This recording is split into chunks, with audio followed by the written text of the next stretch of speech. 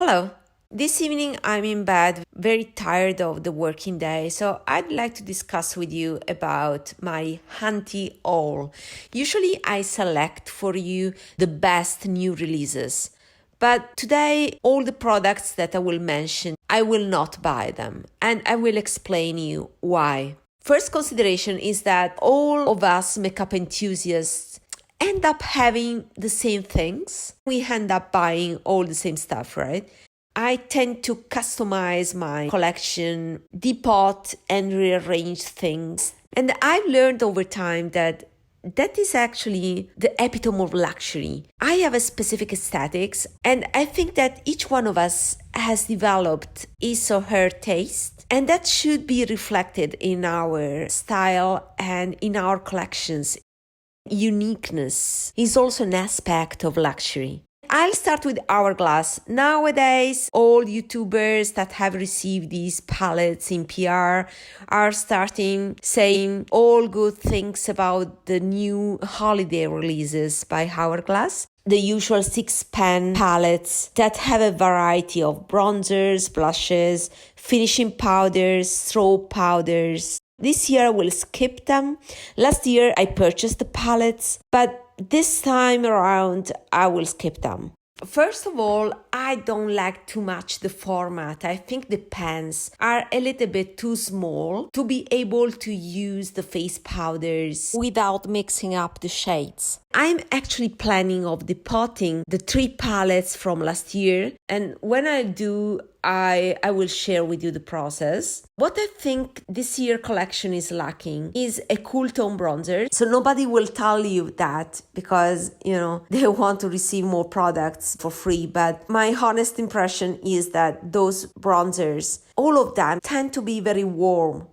While last year with the Tiger palette, at least the bronzer was more like reddish instead of orange. And I like the undertone of that bronzer much more than the set of bronzers from this year. So this is the first point. The second point is that all the blushes look the same. Also last year there was the problem of the lack of diversification in blush colors. They are all pink blushes. The difference is subtle, so you won't be able to distinguish at least most of them. Unlike last year, where the Tiger palette was actually deeper, this time is more slight difference in undertone in that Jellyfish palette is a little bit cooler, although the bronzer is orange. And the Snake palette is yellow. It's very yellow-orangey looking. It's more an undertone variation rather than depth variation.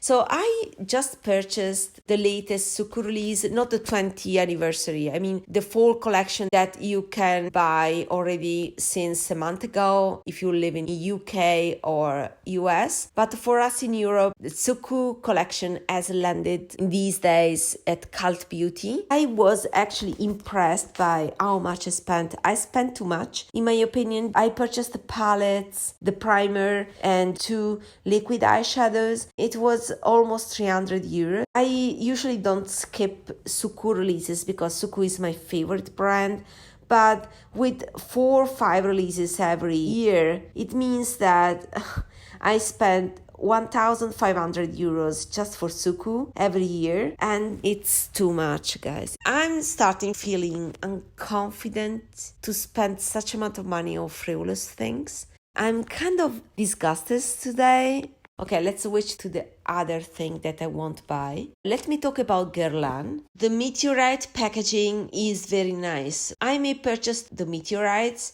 but I'm very disappointed by the palette with the formula that is a standard powder, not baked. Again, no baked shades, no money for me.